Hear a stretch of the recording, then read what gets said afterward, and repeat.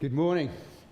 How is everyone this morning? Good to see everyone here. My name is Brian. It's my privilege to bring the message this morning. And so if you have a Bible, whether that's a hard copy or on a device, we are going to be in 2 Kings chapter 6 this morning. And just want to say particularly welcome to you, if you're just here for a guest for the first time, and welcome to our space. I know on our invite card it said that we were moving to our new space. This is actually our old space. Our new space is going to be next door. We're still doing a little maintenance on that, and we got kind of behind. You know how like the supply thing is these days. So we're waiting for some actually a couple of windows to come in. So as soon as those come, we will move to our new space, and then we'll be able to do better kids ministry during the service. What events really stick out to you in your life as you think back over your lifetime? There are certain significant events, right, that just are kind of stuck in your mind, and they just kind of stay there with you for the rest of your life, right? One of those events actually just happened to me on Thursday.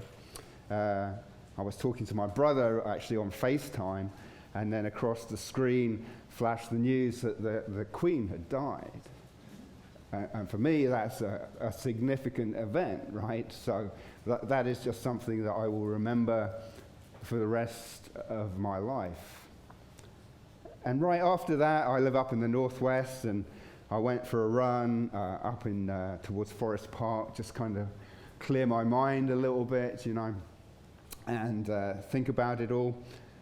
And there's a bit where you go up Thurman, and there's a kind of a bridge there, and you can look to the what would that be? The east, and see Mount Hood one way, and you can look north and see Mount St. Helens the other way. And it was before the smoke kind of blew in, and it was a beautiful blue sky, just a gorgeous September morning. And it reminded me of another event that took place too in September. And that, of course, was like 21 years ago. And I also happened to be in Portland at that time as well, even though I didn't actually live in Portland. I was going to seminary, and it was seminary was like Monday, Tuesday, so I would come up Monday, spend Monday night, and do Tuesday, and then go back to Central Oregon where I was living at the time. And so it was Tuesday morning, and I got up early because it was like the first semester of Hebrew, and me and Hebrew weren't getting on so well together, and so we had a quiz every week, right? So I got up and to study my Hebrew to make sure I was well on top of it before the quiz. And the phone rang, and it was a friend of mine saying, "Hey, have you seen what's going on?" I was like, "No, I'm looking at my Hebrew right now, mate." And he said, "Well, you need to turn on the telly." It was before really everything was on, online.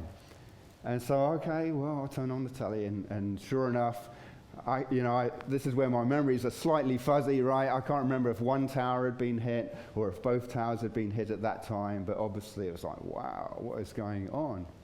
So he said, well, I'll come over and I'll pick you up, and we'll go to the seminary campus. And so he did, and we got there and put the telly on there, and there, of course, we watched the towers come down, and the Pentagon and the plane that crashed in Pennsylvania. And it was a momentous day. And again, that's a day that is stuck in my memory, like many of you, I'm sure, that you remember where you were when that happened.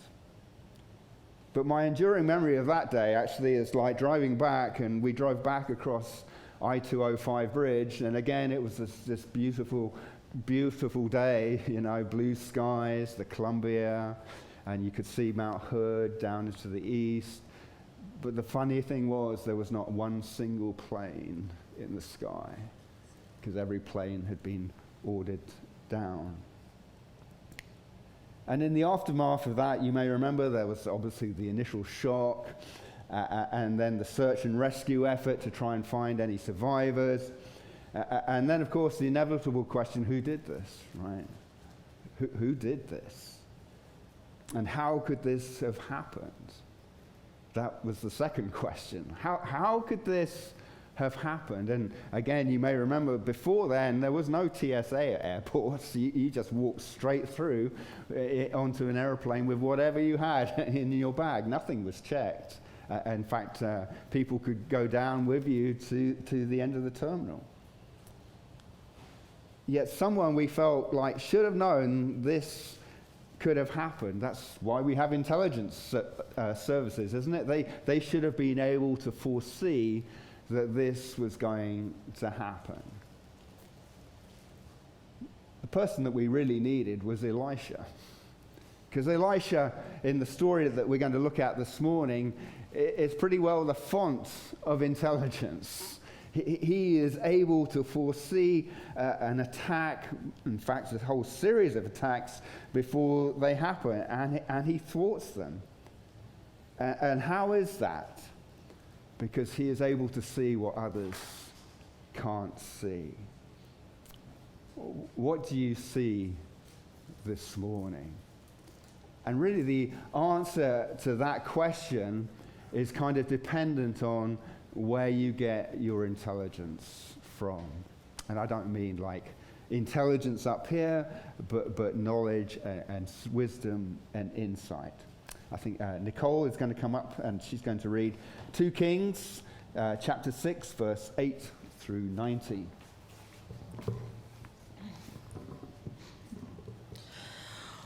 Once the king of Syria was warring against Israel, he took counsel with his servants, saying, "At such and such a place shall be my camp."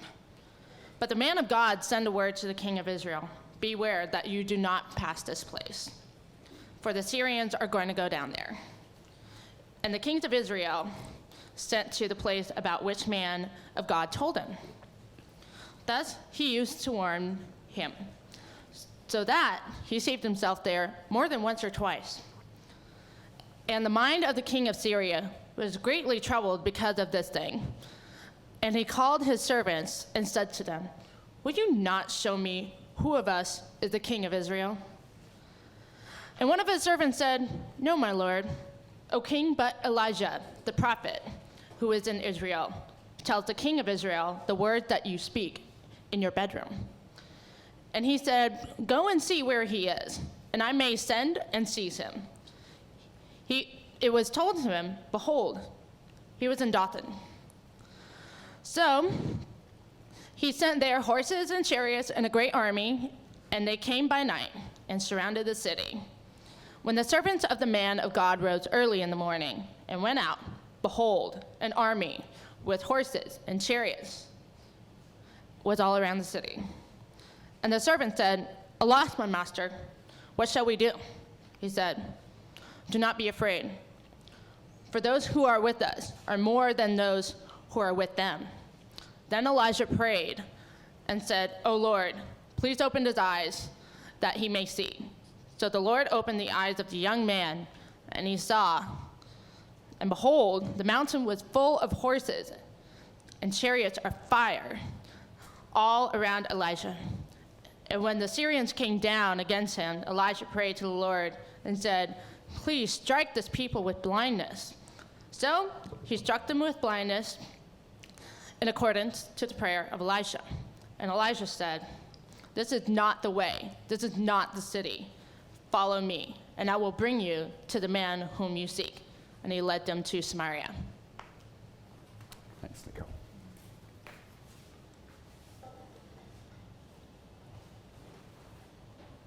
Well, Israel, of course, had not lost their monarch of 70 years. They'd had a whole succession of monarchs, in fact, but none of their monarchs had been particularly wonderful. And they've been kind of leading Israel away from God over the years, right? And God, he had kind of taken his hand of protection off Israel, but not completely. because God is long-suffering and he's merciful and he's gracious and abounding in steadfast love. And so he still cared for his people, and the reason, the way that he cared for his people was through his prophet Elisha. And although Israel is under attack at the moment by Syria, Israel has Elisha. And Elisha cares for Israel. Yes, he's going to confront Israel in their ungodliness, but he's also going to care for them at the same time. And so the situation is that these Syrian troops are raiding Israel. They're destroying towns and villages. They're killing people. They're casting other people away to take them back to Syria as their slaves. We kind of saw that last week with the young Israelite girl who in Naaman's household. And the Syrian king, he wants to establish a camp in Israel. And he thinks maybe that if he can establish a camp, that sooner or later he will catch the king of Israel himself and Israel's army, and at the very least he'll capture them or maybe even wipe them out. But every time he tries that, it seems like the king of Israel already knows where he is and is able to avoid him. Now, once or twice, you could understand that, right? But every single time, how could that be? How could the king of Israel possibly know where the king of Syria is establishing his camp? How could he know his plans and his movements? I mean, there's no drones back then. There's no satellites, right? There's no internet. There's none of that stuff. How on earth does he know that? Well, Israel has this secret weapon, Elisha. And Elisha's intelligence is 100% accurate.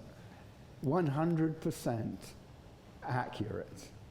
And Elisha would tell the king where the king of Syria and his camp is, and of course the king of Israel would avoid it like the plague. But how did Elisha know? Because after all, he didn't have any drones or satellites either, right? Well, he had God, didn't he? And God enabled Elisha to see from a different viewpoint. Those three theological O's when we talk about God, that is omnipotent, and that he's omnipresent, and that he's omniscient, right? That God can see everything. He knows everything. The psalmist in Psalm 139 goes, where can I go to escape God? And he lists these various different places, right? And he comes to the conclusion, nowhere. There is nowhere that is out of sight from God. And so I would suggest to you this morning that what you see, and the question, what do you see, the answer that you will give me kind of depends on how plugged into God you are. And whether your intelligence comes from God or just from what you're able to see in your own situation. And so I think there's like 4 different views that we can see from this passage. And the first is the power view. In verse 11, it says the king is greatly troubled. He's frustrated because all his plans just turn out to nothing. And he's left empty-handed. How on earth, he says, can this be possible? How can the Israelites know what my plan's in? And it's clear to him that the only way that the Israelites can possibly know what is going on is that he has a traitor in his midst, that there is some informant there that is betraying him. And so he asks his servants, who is this person? Point them out to me. And his servants go, well, actually, there's the prophet Elisha in Israel. And how his servants knew that exactly, I'm not sure. But once again, like we saw last week with Naaman's servants, here's a powerful man who is reliant on his servants for good direction, for good wisdom, right? It's really important, just in passing here, who we have around us to help us and keep us on track, to have a good point of view. It really matters. And so he asks where Elisha is, and it comes out that he has some intelligence of his own, and apparently Elisha is in Dothan, which is in the middle of Israel. And so he sends a large force, doesn't he, to go and get Elisha. Chariots, army, and they arrive in the middle of the night. On the one hand, you can understand the king's thinking, right? Here's the problem.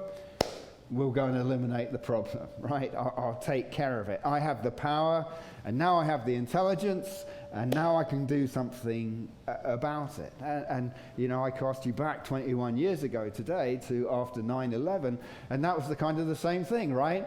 When we realized who had done it, you know, it's Al-Qaeda and Osama bin Laden. Let's go and get him. Let's go and get them and take care of the problem. Because when you have the power, that's kind of your mindset, isn't it? That now I know what the problem is, and I have the capability of taking care of it. Let's get on with it. And that is the power view.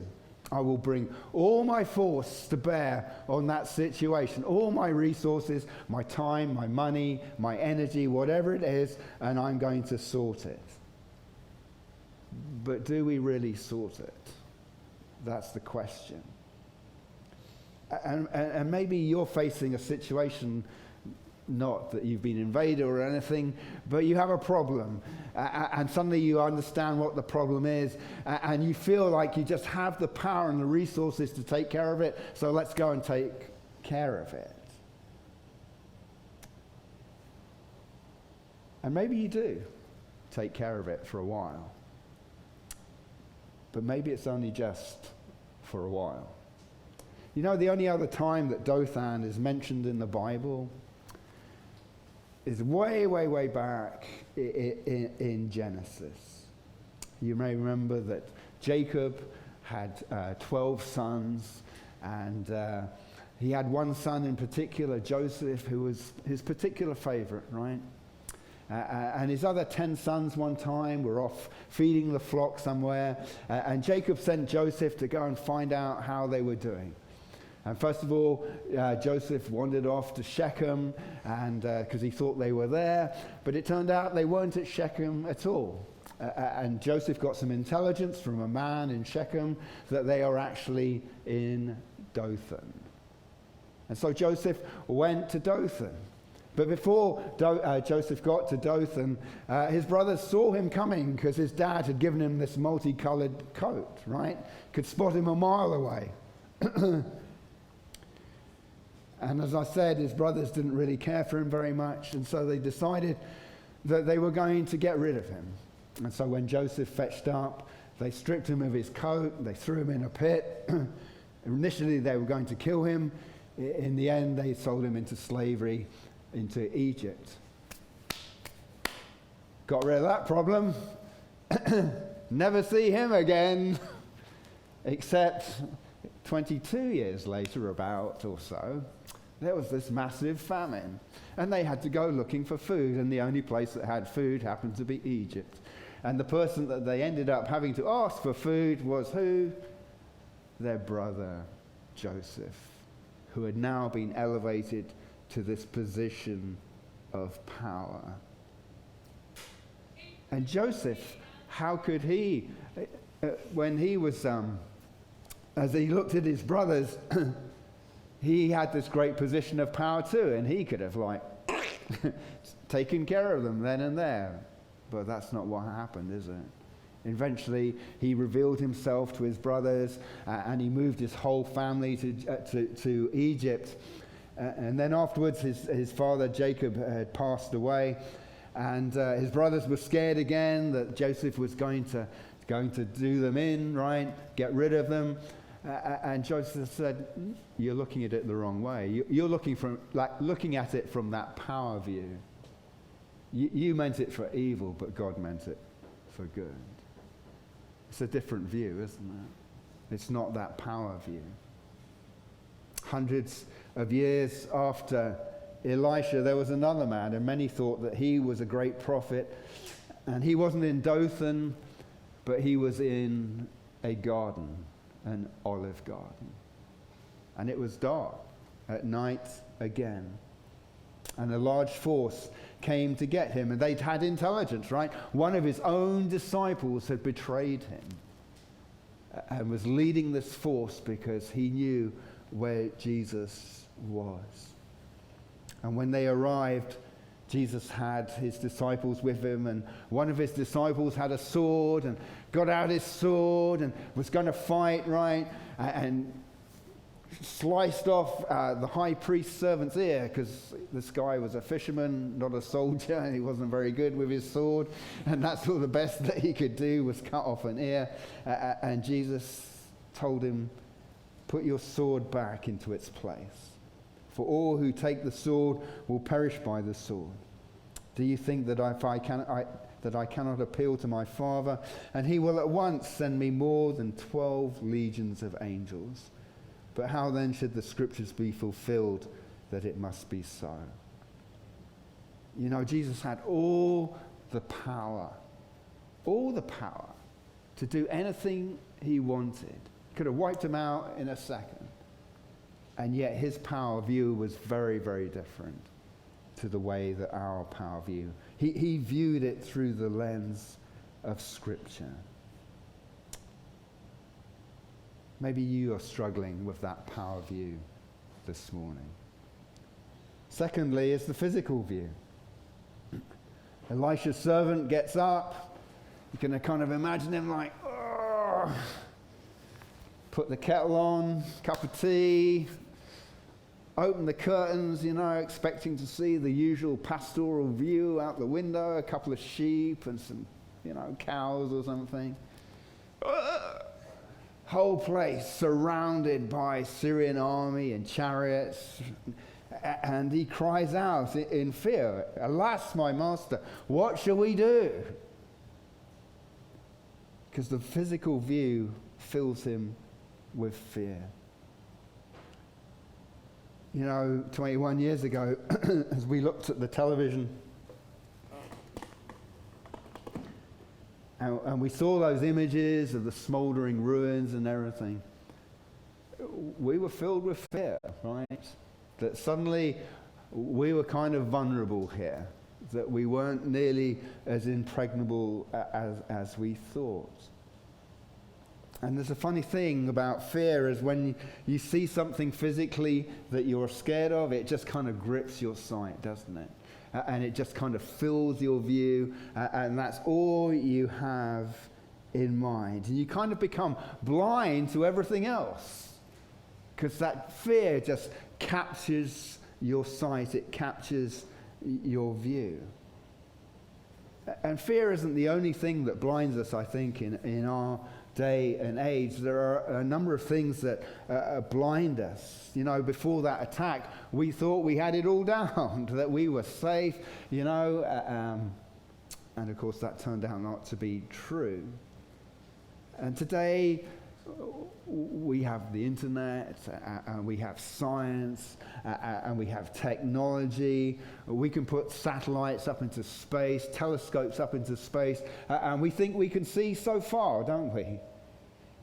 Except we can only see a small fraction of what's around us.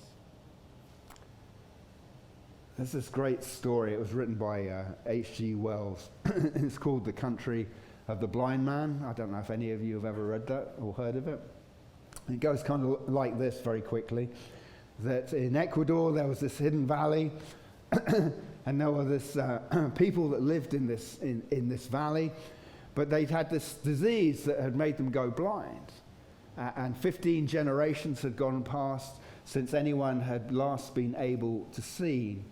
And this mountaineer, he kind of accidentally falls and stumbles into this valley, And it takes him a little bit to realize what's going on, but eventually he realizes all these people are blind, right? And they can't see anything. In fact, they've even forgotten what it is like to see at all.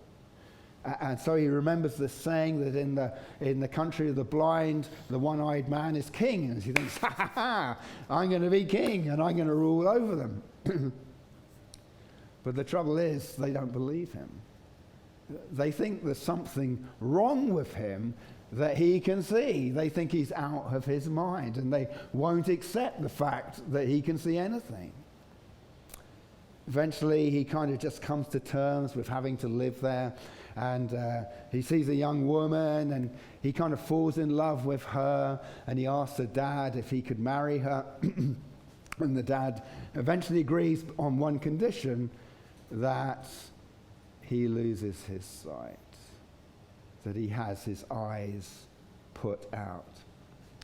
And in the morning, he looks at his bride-to-be for one last time, and then he says that he's just going to go for a walk before going to the operation. Wells writes that he fully meant to go to a lonely place where the meadows were beautiful with white narcissus, and there remain until the hour of his sacrifice should come. But as he walked, he lifted up his eyes and saw the morning like an angel in golden armor marching down the steeps. It seemed to him that before this splendor, he and this blind world in the valley and his love and all were to more than a pit of sin. He did not turn aside as he'd meant to, but he went on and passed through the wall of the circumference and out upon the rocks, and his eyes were always upon the sunlight, ice, and snow. So in the end, he actually ended up finding his way back out of the valley. You know, we might not be physically blind, but we get blinded by our physical view. And we get blinded by thinking that what we see is it. And we think we know so much, right? With our science and our technology and our knowledge. But our view lacks one important thing. And our view lacks God. It lacks that view from above. And when our view lacks God's perspective, then that's actually kind of sin, isn't it? We're actually blinded by sin. The Jewish leaders, they knew what they could see at the time that Jesus came. Maybe they didn't have all the technology and science that we have, but they had the rules and regulations, and they knew how life was lived. They knew what they could see. And then here came this person who said he was from above. And he told them that they were actually blind, that they couldn't see. Did they believe him? No. They didn't believe him. All that they could see was that Jesus was out of his mind, right? That he didn't live by their rules and regulations, that he broke the law, that the very physical things that they relied on, Jesus kept smashing and ignoring and breaking. Like when he opened the eyes of a blind man one Sabbath. And it turned out actually that the blind man could see better than the people who could actually physically see. And Jesus found this blind man after he'd opened his eyes, and he revealed himself to him. And Jesus told him this. He said, "For judgment I came into this world, that those who do not see may see, and those who see may become blind." You know, of course, it's wonderful to be able to see physically, but just because we can see physically what's going on doesn't mean that we have the right view. So thirdly, we come to the prayerful view. Elisha tells his servant, "Do not be afraid, for those who are with us are more than those who are with them." And then Elisha prays that his servant eyes would be open, and he would be able to see what Elisha sees. And what he sees are all these fiery chariots all around them, and there's more of them than there are of the Syrians.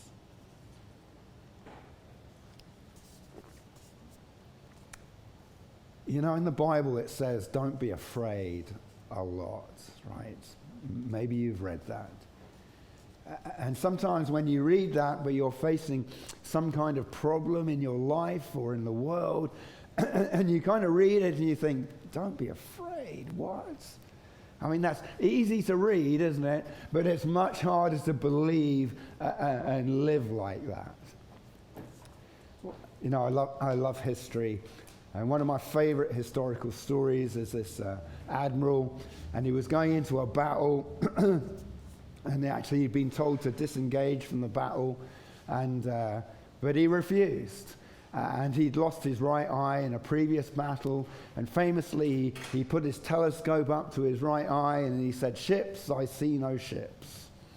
And it's actually where you get the phrase turning a blind eye from. His name was Nelson, if you're interested.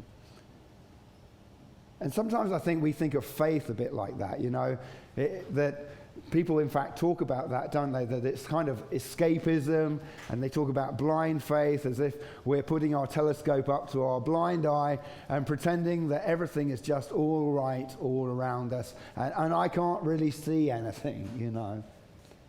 But of course that's not what faith is all about at all. It's not blind faith. Jesus never asked us to have blind faith.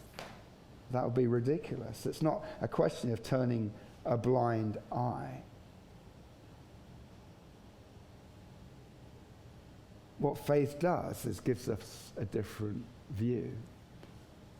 And the way that we access that different view is through prayer. The psalmist in Psalm 119 says, "Open my eyes that I may behold wondrous things out of your law." That view only can come from God. And it comes from God when we ask God to give it to us. That's what prayer is, isn't it? It's a conversation with God. It's us asking God for a different view. Jesus took 3 of his disciples up a mountain one time, and he was transfigured before them, and his glory was revealed to them, and they had this whole different view of Jesus. Excuse me, I don't know what's the matter. And they were absolutely gobsmacked, weren't they? Wow, we never realized that. But after the transfiguration, they came back down the mountainside again to the other 9 disciples who Jesus had left behind. And they found these other 9 disciples having an argument with the Pharisees and people because they tried to cast a demon out of this young boy and they hadn't been able to. And the argument kind of went back and forth until Jesus stepped in and eventually he cast the demon out of the young boy. And afterwards, the disciples, when they were in private with Jesus, they asked Jesus, "How come we couldn't do that?" And Jesus said that their power had been inadequate, their view had been inadequate because they hadn't what? Prayed. They hadn't asked in prayer. In other words, their physical view had overcome them. They thought they'd been able to do it in their own power. And of course, none of those things had been able to work because they hadn't stopped and asked and prayed. The Apostle Paul, he knew what it was like to have his eyes opened. He thought he knew all along, right? For years and years, he thought he knew the way until Jesus met him on the road to Damascus and actually blinded him. But when he was blinded, then he actually got to see for the first time in his life. Paul, writing to the Ephesians, told them that he was praying for them, that having the eyes of your hearts enlightened, that you may know what is the hope to which he has called you, What are the riches of his glorious inheritance in the saints? If we want the right view, it starts with prayer. It begins with prayer.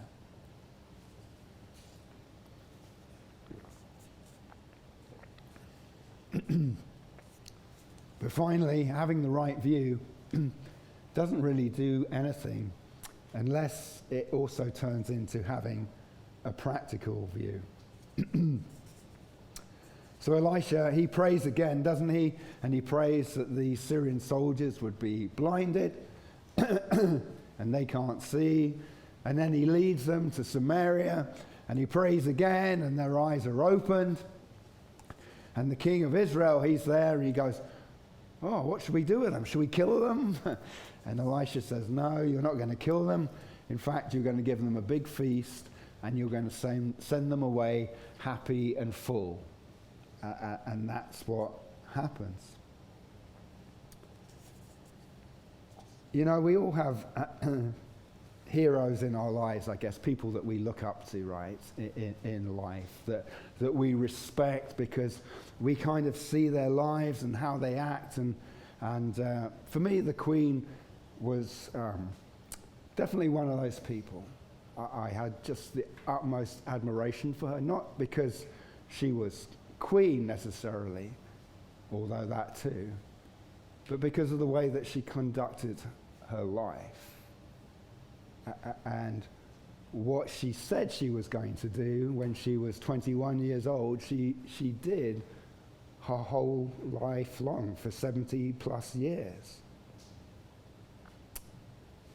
And she talked about her faith, and she talked about her belief in Jesus Christ. And I know that the reason she was able to carry out serving people for such a long time was because of her faith. It outworked itself in practical ways. What she saw in Jesus, she lived out in practice. You know, we look around the world, we don't even need to go as far as the world, right? We can look around just out in our country and we might see what we would term enemies, right? People maybe who don't agree with us, that don't treat us maybe the way that we would like to be treated, don't think of us the way that we would like to be thought of. And we kind of think that they're our enemies. But Paul, writing in Ephesians, says that we don't wrestle against flesh and blood. Flesh and blood is not actually our enemies. There are forces outside that we can't see, right? There are powers and principalities, Paul says, that we can't see. And while they might act through people, the people themselves are not our enemies. And we have to remember that. And we have to remember that kind of we're all in the same boat together. And once we too were enemies of God. But now, thanks to Jesus Christ and the gospel and his death, we have placed our faith in him and he's taken our sins and buried our sins and raised us to new life. We are set free. We have this different view now, don't we? That we have been given. But we need to put that different view into practice, is what Paul says. And that's what Elisha did. He had this different view. And he put that different view that he had into practice by feeding Israel's enemies. That's what Christ did. It's a practical view. Paul, writing to the Romans, says, repay no one evil for evil, but give thought to do what is honorable in the sight of all. If possible, so far as it depends on you, live peaceably with all. Beloved, never avenge yourselves, but leave it to the wrath of God. For it is written, vengeance is mine, I will repay, says the Lord. To the contrary, if your enemy is hungry, feed him. If he is thirsty, give him something to drink. For by so doing, you will heap burning coals on his head. Do not overcome by evil, but overcome evil with good. That doesn't mean that by doing good, we hope to condemn our enemies, right? Think, if I do good to them, then God's really going to give it to them. That's not really what Paul's talking about at all here, right? He's actually saying that by feeding people and being nice to people and by sharing the gospel with people and blessing people, we're hoping that that will open their view to see what Christ has done for them too.